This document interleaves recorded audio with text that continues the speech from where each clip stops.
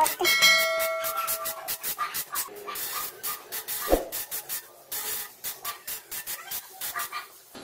okay mga paps, musta pala? Ngayong araw pala, samahan nyo akong baklas at maglinis ng intake manifold nitong Nissan Sentra, okay? So simulan na natin to mga paps. Okay mga paps, bago natin simulan to, itong intake manifold, ito kasi nasa mahigit 100k na to. So simula nung nabili to, chinek yung record, walang nakalagay doon na nilinis yung intake manifold. So ang gagawin natin, baklasin ko lahat yan tapos lilinisin ko to. Okay? So simulan na natin to dito mga paps.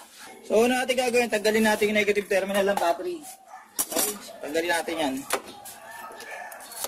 So mga paps, una ko tatanggalin yung pinaka throttle body niyan, damay itong airbox niyan. Meron akong detailed video kung paano baklasin isa-isa yan. Ngayon ang gagawin ko, ita-timelapse ko na lang, okay, habang binabaklas yan.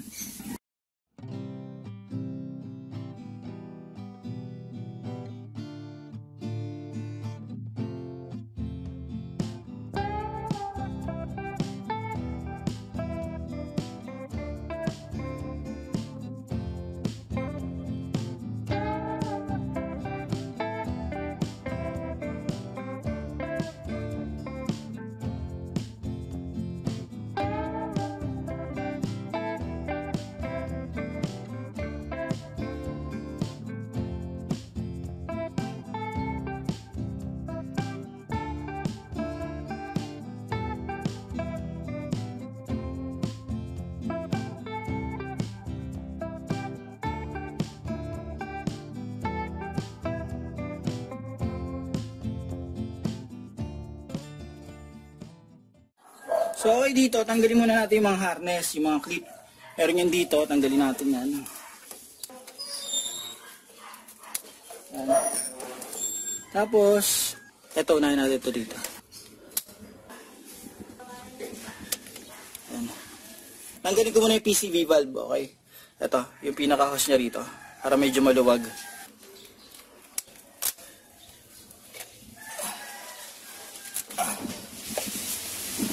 So ito, tanggalin natin yung socket sa ignition coil.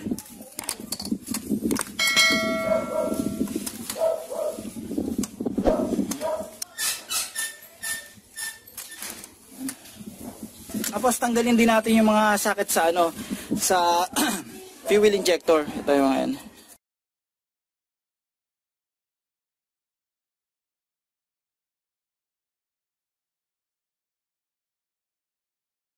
Tanggalin natin to. Yan, nakaklip lang yan. Yan, okay.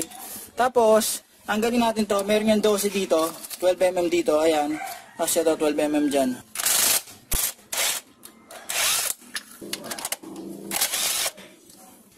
Tanggalin ko yung dito mga paps. Tatabi ko na to pag ganon.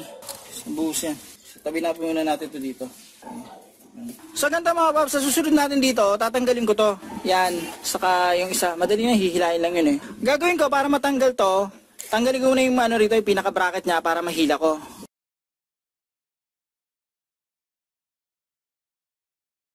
So ayan, bukas na yung gas cap sa likod, ngayon tatanggalin ko na to mga paps.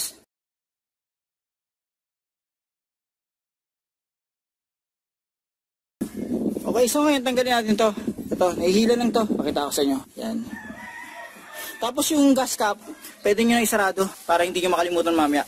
Okay, sunod natin ito. Yan, okay. Pwede nyo tanggalin ito mano-mano or tanggalin nyo yung bracket. Tatanggalin ko na yung bracket para isang na lang, isang tanggalan na lang, okay? 10mm yan. Okay. Tapos, ito. Itong dalawang to. Tapos yung connector, tanggalin ko na rin.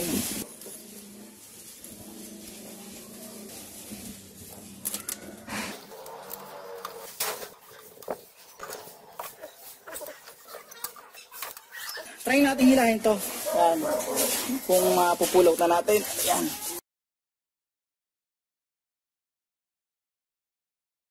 So kapag natanggalin natin to, ito, may usog ko na to rito. Kung napansin nyo, yung pagbabaklas ko, isang buo na to. Hindi ko binaklas ng isa-isa kasi para mamaya pag ibabalik, madali na.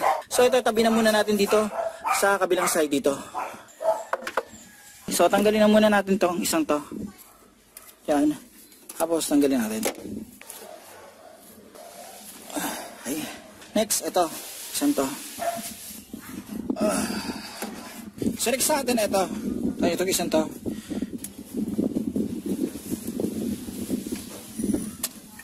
So ang susunod natin, ito, may 10mm yan. 10mm dito. Yan, 10mm yan. Saka ito, 10mm rin.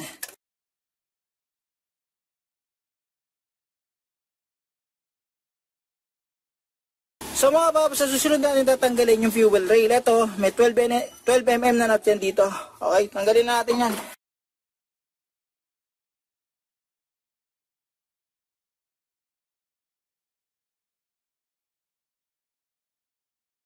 So dito na tayo mga paps, tatanggalin natin yung pinaka-bracket ng mga wirings niya dito. Yan, ito, meron yan ditong 10mm. Okay. So tanggalin ko lang to para makaposisyon ako na maayos.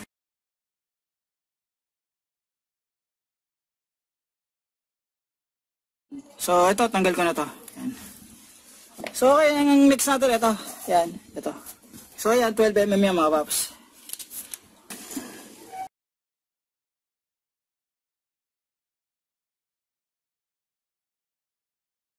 12mm to mga paps. Yan, next to. Next natin, ito. Yan.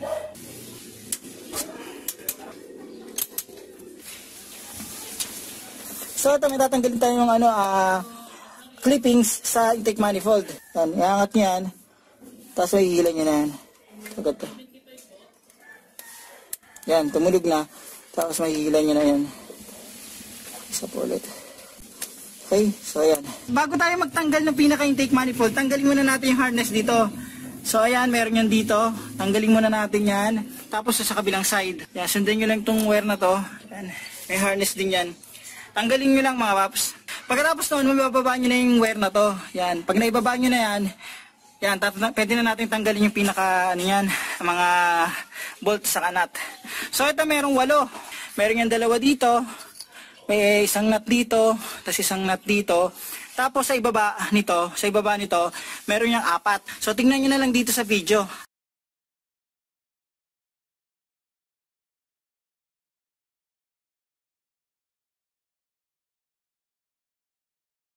So mga paps, nakita niyo yung 4 na bolt sa ibaba nito. Tatanggalin ko muna 'yon. Saka ko tatanggalin sa taas para mas madali na mamaya. So ito ginamit ko para mas mahaba. Ang sukat nun, 12mm. Okay? 12mm lahat yan.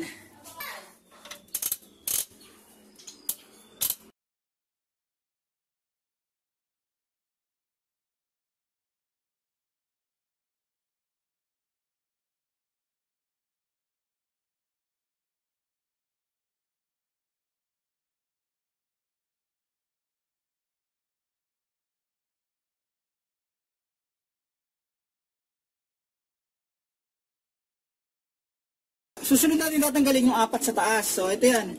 Meron yun dito. Ito. Galing muna natin yan.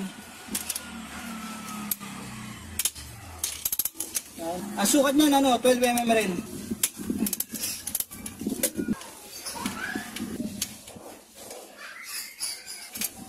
So mahaba yan. Yan. Tapos yung nut. Ito.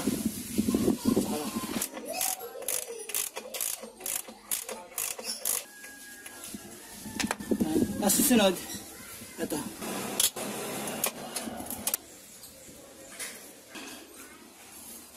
Tanggalin muna natin to. Iisod lang natin ng ganyan. Yan. Sa kabila rin, isod rin natin. Etong bracket na to, yung tinanggal ko kanina, inusod ko lang ng konti. Sa kabilang side, inusod ko lang rin ng konti. Para mahila ko to. Tapos tingnan nyo, natanggal ko na.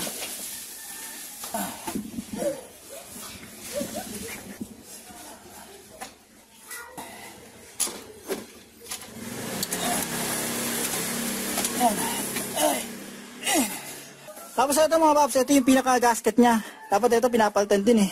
Yan, tatakpan ko muna itong mga to. Tatakpan ko lang muna. So okay nga, ang gagawin ko ngayon, lilinisin ko yung intake manifold. So mga paps, ito yung intake manifold. Yan.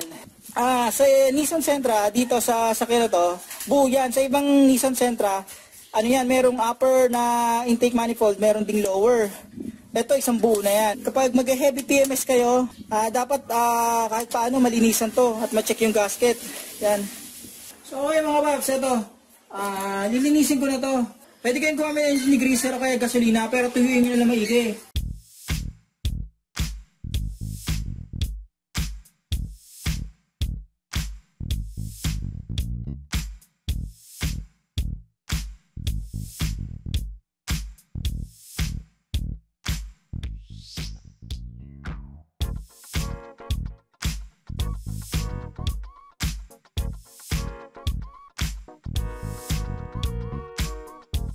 Ito yung may mga parang namuong mga oil na nasunog. Yan, nakikita nyo. Bubugahan ko yan.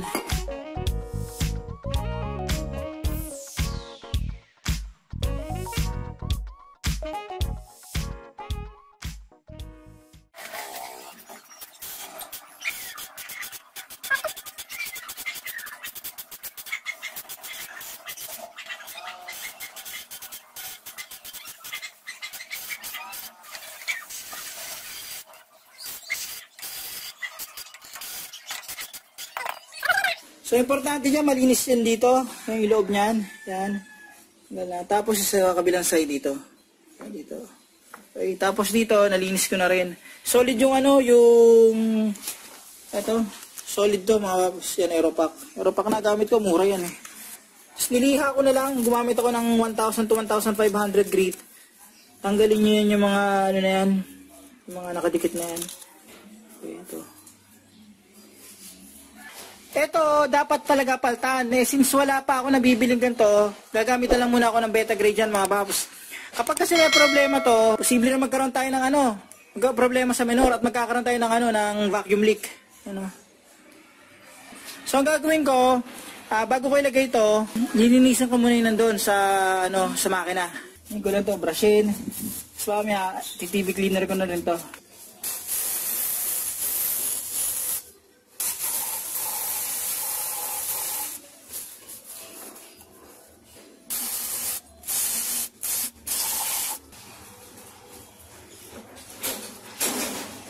Tapos na ito, gumamit kayo ng mataas na grit.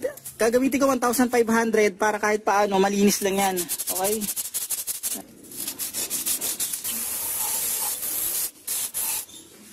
Ingat na lang kayo kasi baka mamaya gumamit kayo ng ibang chemical, maiwan yung hindi matuyo, maiwan sa loob yung chemical na nilagay nyo dyan.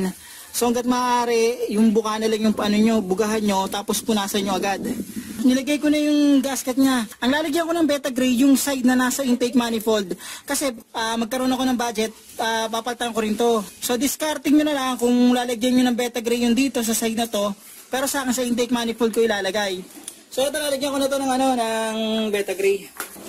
Kung papalitan nyo ng bagong gasket nyo, di na kailangan ito. Ginawan ko lang ng paraan Okay na. So ayan, gagawin ko. Lalagay ko na doon niya, mga paps.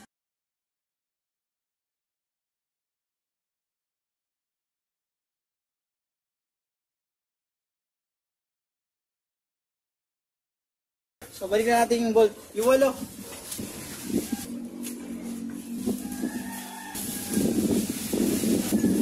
Tapos yung sa baba, ibabalik ko na.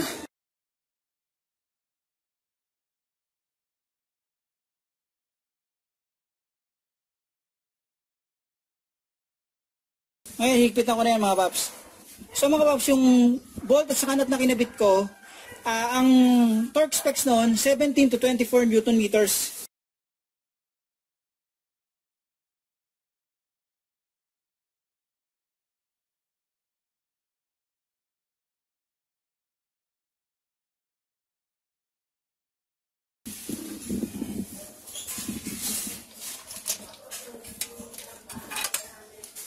So ayan mga paps, tapos ko na mahigpitan yan. Ngayon, ibabalik na natin yung pinaka ito, parang bracket niya.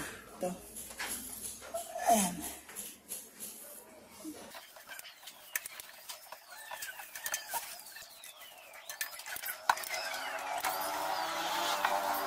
So ganito mga paps, yung bracket dito, inusod ko na.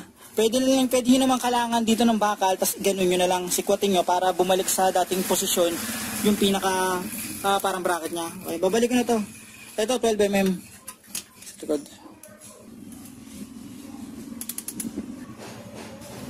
Okay. Ayan. Tapos ibabalik ko na rin yung ano rito, yung G's. Yan, meron dito yung bracket. Yan, G's ang sukat niyan. Okay.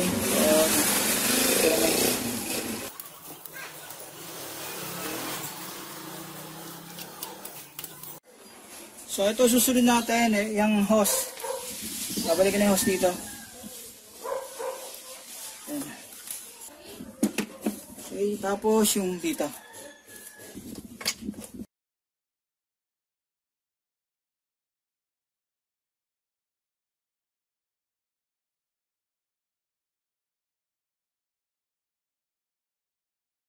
So ang susunod natin dito yung yung fuel rail. Ngayon, bago natin lagay yan, ikabit na natin yung ibang hose para mas madali natin maipasok dito. Yan dito. So ito ginawa ko mga paps, binalik ko na to, yan. Tapos binalik ko na to para hindi na ako mahirapan mamaya sa pagbabalik. So pagkatapos niyan, ibabalik ko na yung fuel rail natin. Okay, so ngayon nalagay ko na yung nut. Ito.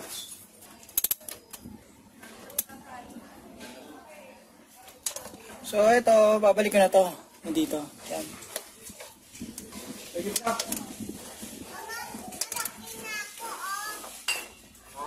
Yan. Tapos ito, babalik ko na to dito. Yan.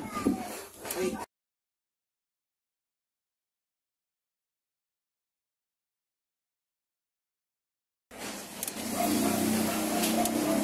Tapos ito, dito. Kasi mga harness sa connector dito ko lalagay. Balik ko lang.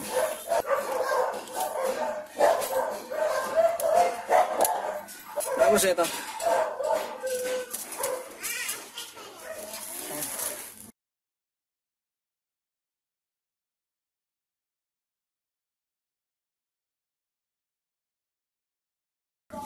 So, okay mga paps, nahulugan ako ng isang bolt para dito. Hahanapin ko na lang sa susunod, pero kakabit ko na muna itong iba.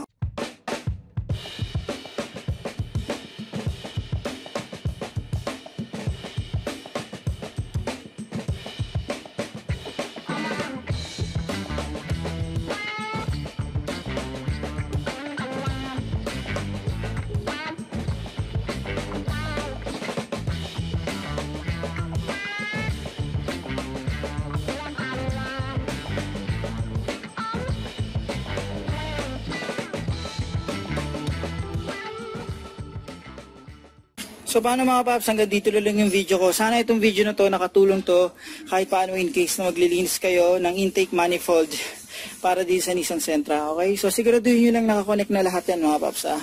Mga clippings, yan, mga hose, pati battery. So paano mga paps, huwag nyo kalimutan i-like at subscribe ang channel ko para makagawa pa ako ng gatong basic na video. Huwag nyo kalimutan i-hit ang notification bell para updated kayo sa video na ginagawa ko. Paano mga paps, maraming salamat sa inyo.